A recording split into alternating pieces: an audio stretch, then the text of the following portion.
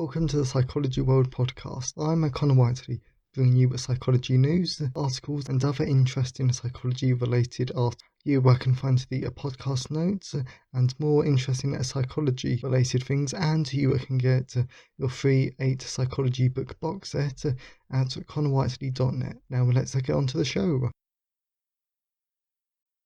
Hello everyone, and welcome to episode 29 of the Psychology World podcast with me, Connor Whiteley.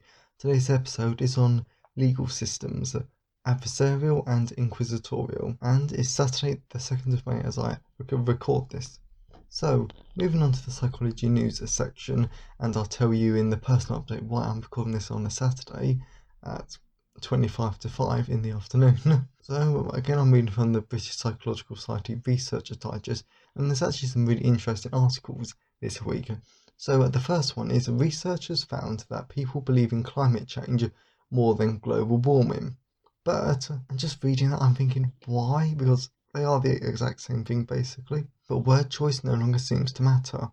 So the article reads, one of the biggest political challenges of this era is getting powerful people to take the threat of climate change seriously. The most straightforward way to do that would be bottom-up pressure.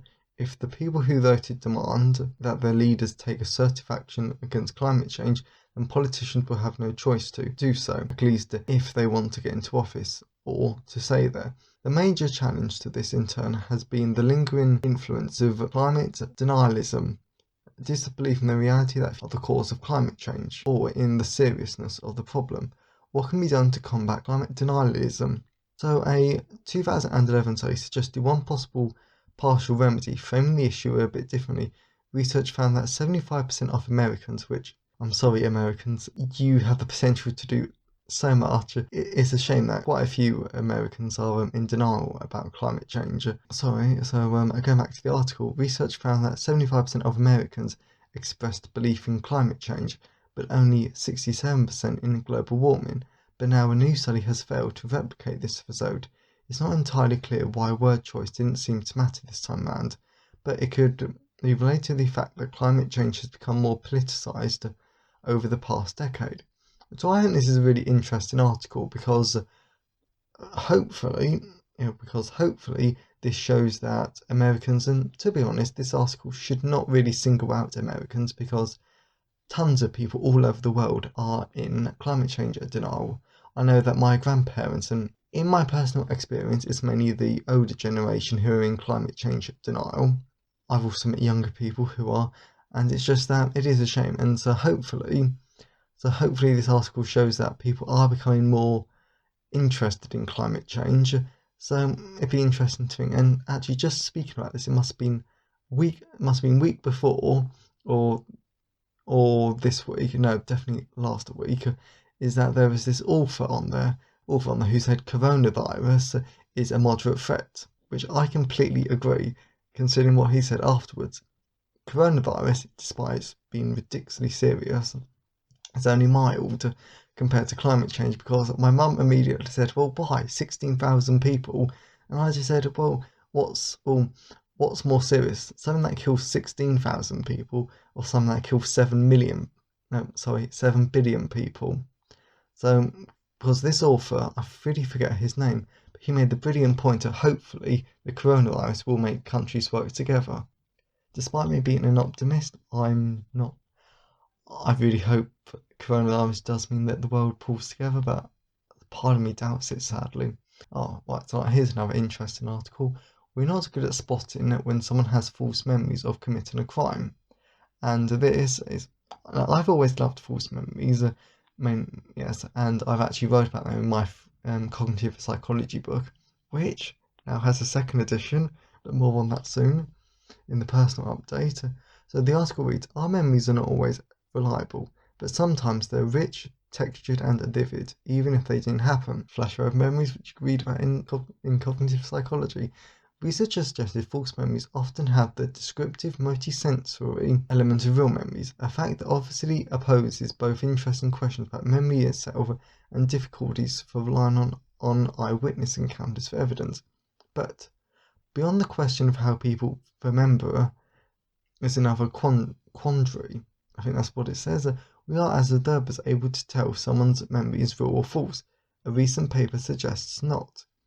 Well, the answer to that is well, no. We aren't able to tell when somebody has a false memory because they seem so real. That's an interesting question.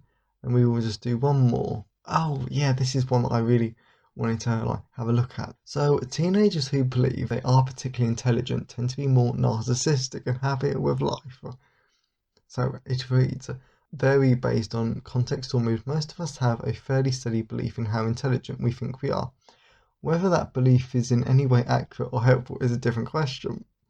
One 2019 study found that people who were happier to admit they don't understand something actually had better general knowledge, whilst a study from the year before found that the majority of Americans believe they were smarter than average. We're also susceptible to the same falsehoods when it comes to those closest to us, tending to rate our romantic partners as more intelligent than they actually are. But how early do these ideas of our own intelligence start? And how do they relate to other facets of our personality? A recent study found that teenagers who thought themselves as particularly intelligent tended to be more narcissistic and happier with life, but they didn't actually score any higher on IQ tests. So I'm not sure if there's a lot I could say about this article, except of course it is very interesting, and I'll retweet all the articles on my Twitter feed at Sci-Fi Wiley if you want to have a more detailed look at them. So I just think it's quite interesting, to be honest, because it really just shows that our perception of reality and what reality actually is, well, isn't always true. And this actually plays a lot more into the senses, which wasn't interesting to write about in my biological book, but it is interesting. So I hope you've enjoyed today's psychology news section. Let's move on to the personal update. So moving on to the personal update. Well, the reason why I've been recording this at about 20 to 5, but it's now quarter to 5, is because, well, this week's been difficult because something quite tragic happened to a family member. I won't dwell on that.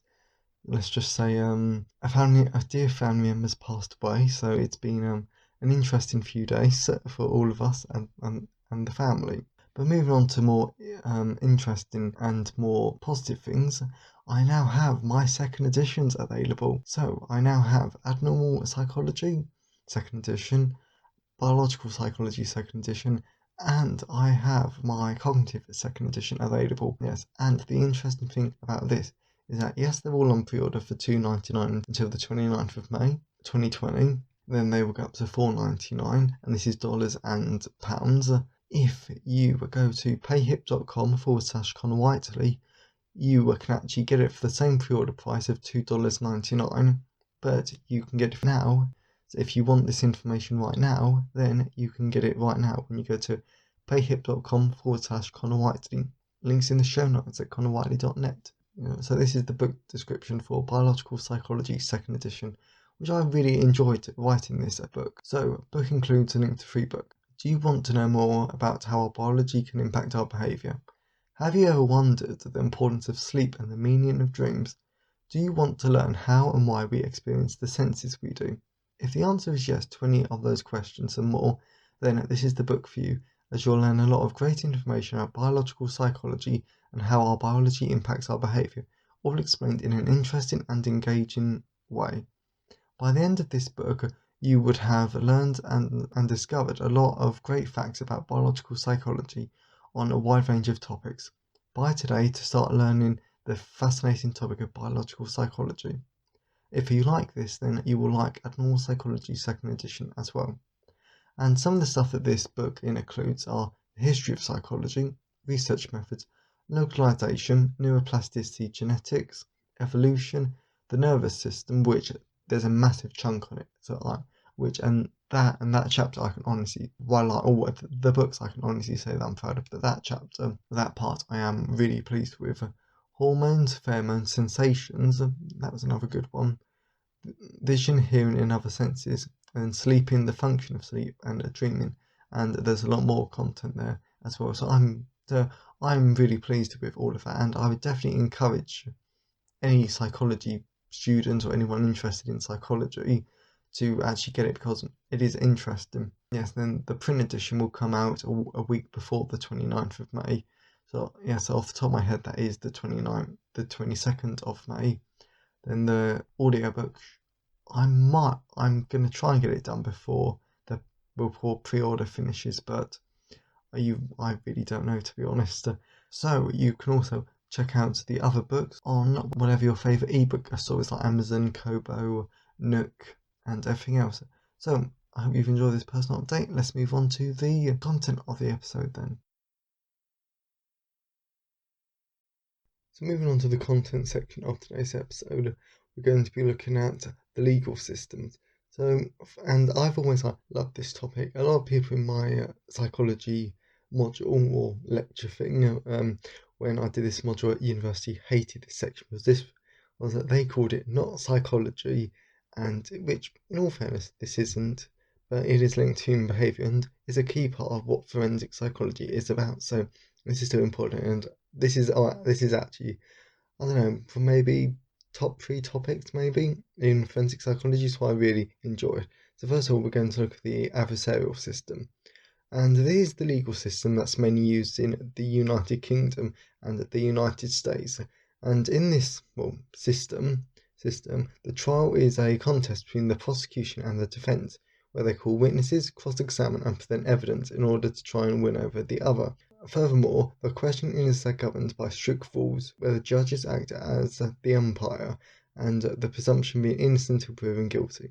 However, sadly, we know that is not always true, as some people are treated as guilty until proven innocent, which is a real shame because it's not right. It's the barrister's job to present a compelling argument for the offender's guilt, and this bit is something this next bit I actually found quite interesting because it's actually not the defence's job to prove innocence. It's only their job to challenge the soundness of the case, which I found was quite interesting because I thought the defence's job was to prove the client's innocence, but turns out it actually isn't.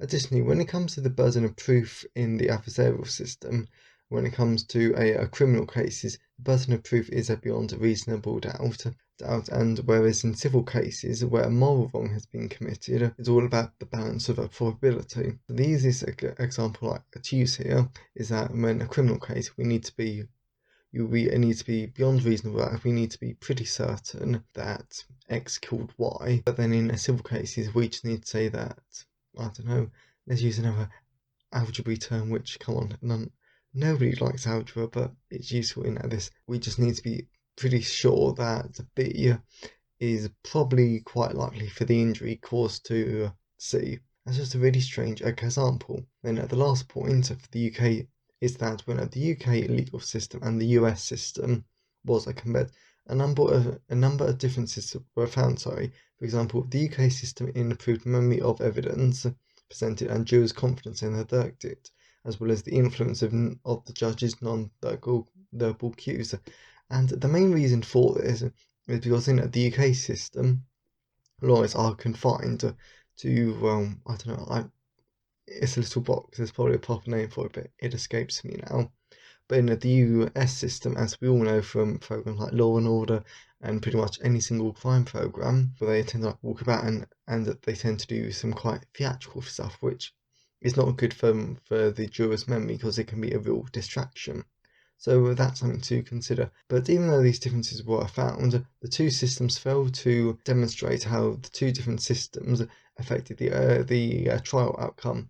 For example, like they didn't find that, yes, the UK system improved the memory of the evidence, but it didn't lead to a higher outcome of guilty or not guilty, for example.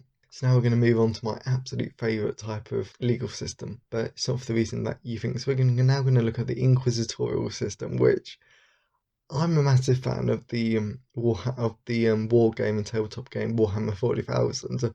And yes, judge me all you want, but it is a good one, and it strongly influences my own sci-fi fantasy fiction. So I'm really into the Inquisition in Warhammer 40,000 because they're just really overpowered and they have unquestionable authority, and it's really quite good to what they can do, and pretty much no law applies to them. So come on, who would not like that to apply to them? Anyway, so what the inquisitorial system is, you've got to love that word. is that this is the legal system that's mainly used in mainland Europe. And the interesting thing about this is that judges play a greater role in the investigations. They can pretty much be referred to as investigating magistrates.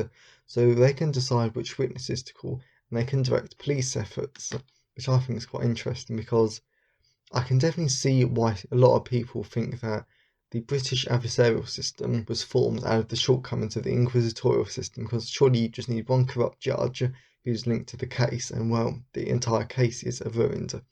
And I would actually love to go to mainland Europe and one day actually witness the inquisitorial system firsthand. I think it'd be a real experience. Yeah, so like another way to talk about the inquisitorial system is that the line between courts and then another line for police is blurred, because in the adversarial explanation, the police are one separate entity, then the judge and the prosecution service is another entity. However, for the inquisitorial system, such a good word, this isn't the case, and this is because judges have the more active role. And originally when I first read about this, I was thinking, well, what's the point of having lawyers? But lawyers take a more secondary role, resulting in less procedural rules, which I imagine some British lawyers and American lawyers would actually quite like. Because in my forensic psychology book, because at the time of recording, I was actually editing the forensic psychology audiobook last night, and there's a track, yes, and there's a chapter that goes into the procedural rules.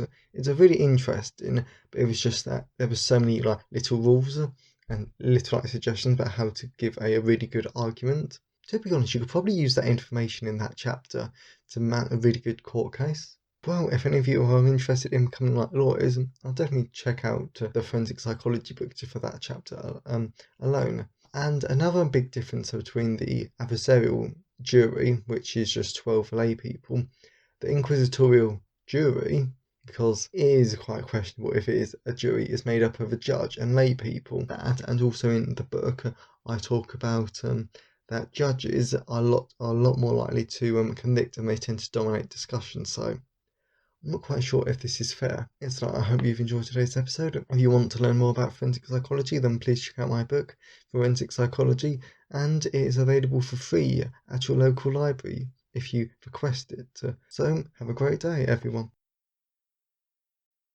Thanks for listening today. I hope you enjoyed it. If you want to see the show notes, then please go to connorwhiteley.net. And if you want a free 8-book psychology box set, then please go to connorwhiteley.net. Have a great day, and I'll see you next time.